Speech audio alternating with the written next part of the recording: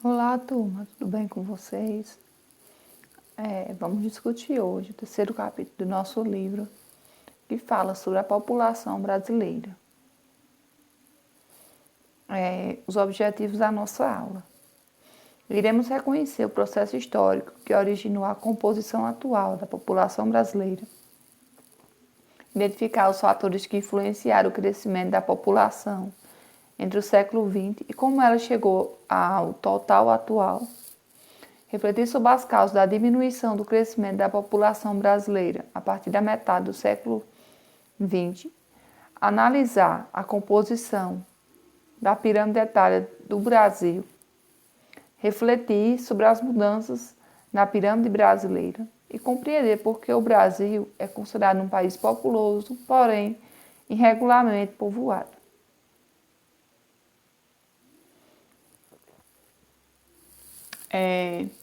Brasil. O Brasil é um país populoso, ou seja, possui um elevado número de habitantes em relação a grande parte dos países do mundo. A população brasileira ela está entre as maiores do mundo, ocupando a quinta posição entre os países mais populosos do planeta. Segundo pesquisas realizadas pelo IBGE no ano de 2018, a população absoluta do Brasil era de aproximadamente 208 milhões de habitantes.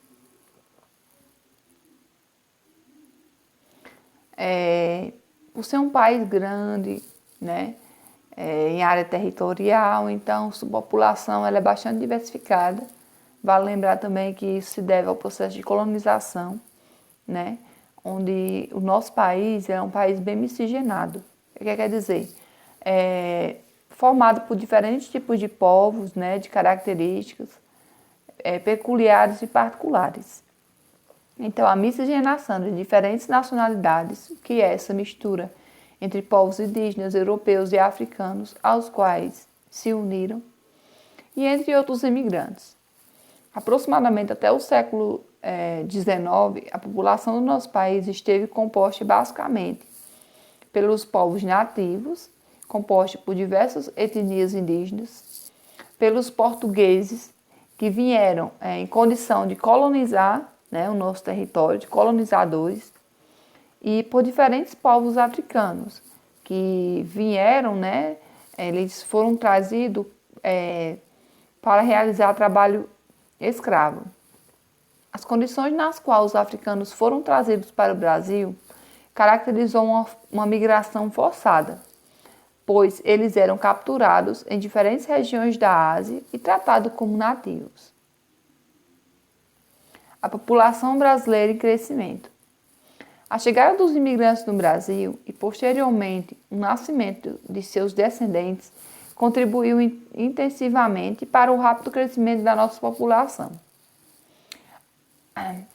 Além do incremento populacional proporcionado pela vinda de pessoas entre 1872 e 1972, da população impulsionou o aumento do número de habitantes em nosso país. Então, nesse gráfico a gente pode ver a evolução que a nossa população ela foi ocorrendo, denominando-se crescimento natural ou crescimento vegetativo da população. A diferença entre a taxa de natalidade e a taxa de mortalidade. Essas taxas elas se referem, né, respectivamente à proporção, né, de pessoas que nascem e de pessoas que morrem em cada grupo, de 100 ou de 100 mil pessoas de uma população em determinado período. Então, para se calcular, né, a população de um país, tem que ter essa relação da taxa de natalidade com a taxa de mortalidade no decorrer do ano. Taxa de natalidade, que são as taxas de número de nascidos, de mortalidade, número de pessoas que morrem nesse período. O ritmo acelerado do crescimento da população brasileira, né, de forma acentuada da mortalidade no Brasil, foi um fator determinante para impulsionar o crescimento da população brasileira no século passado.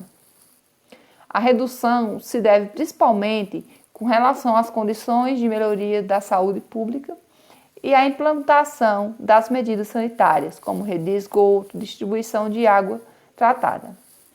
Além disso, também os medicamentos mais eficazes e ações preventivas, né? De combate ao controle de doenças como tuberculose, tétano, cólera, sarampo, passaram a ser adotadas. Essas e outras doenças eram responsáveis pela maior parte das pessoas que morriam no Brasil. Desse modo, um número crescente de pessoas que passou a viver principalmente nas cidades, elas tiveram a possibilidade de usufruir de água encanada, de rede de tratamento de esgoto, de energia elétrica e também do acesso à educação de qualidade.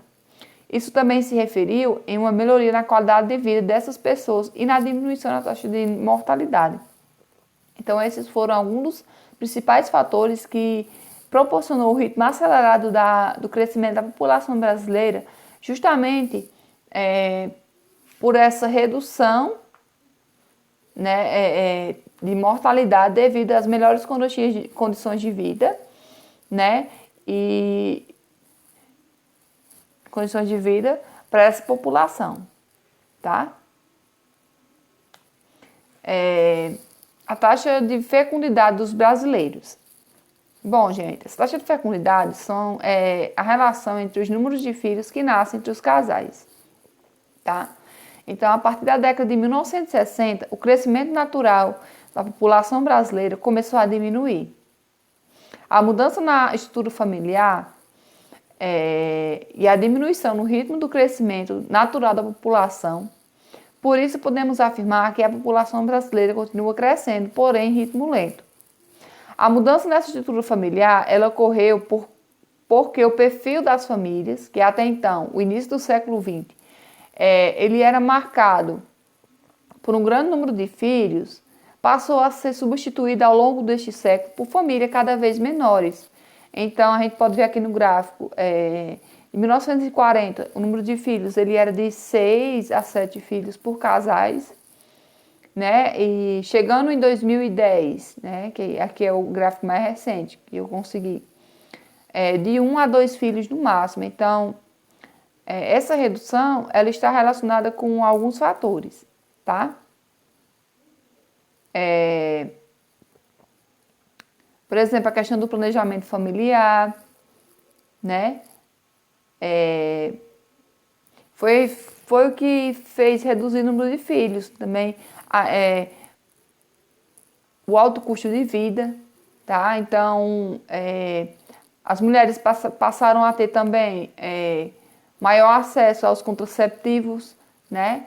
E esse planejamento familiar, ele fez com que essa redução ela acontecesse justamente para que essas famílias pudessem ter uma condição de vida mais favorável, né? Pois tendo um número de filhos maiores, então as condições elas seriam bem mais diferentes, né? Porque os gastos seriam maiores, né? E também o custo de vida desse modo ele também se modifica, né? Porque, por exemplo, casais que têm muitos filhos e não têm uma condição de renda tão satisfatória, então, consequentemente, essas famílias vão passar dificuldades, né?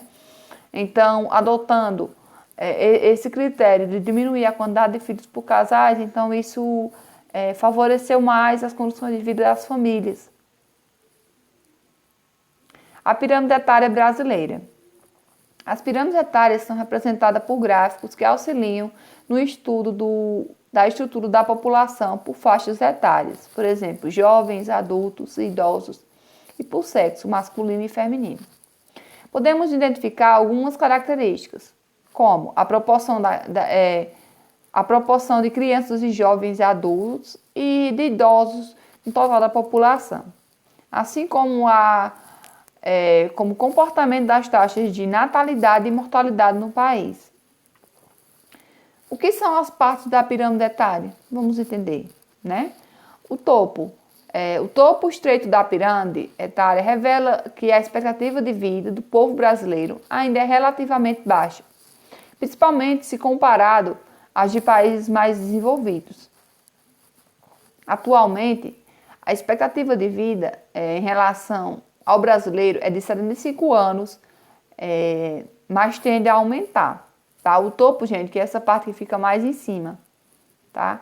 A pirâmide, ela começa um pouquinho larga, vai enlarguecendo nessa pirâmide, enlarguecendo, e o topo vai ficando estreito, tá? Quer dizer que o topo, ele mostra a expectativa de vida, né, de uma população.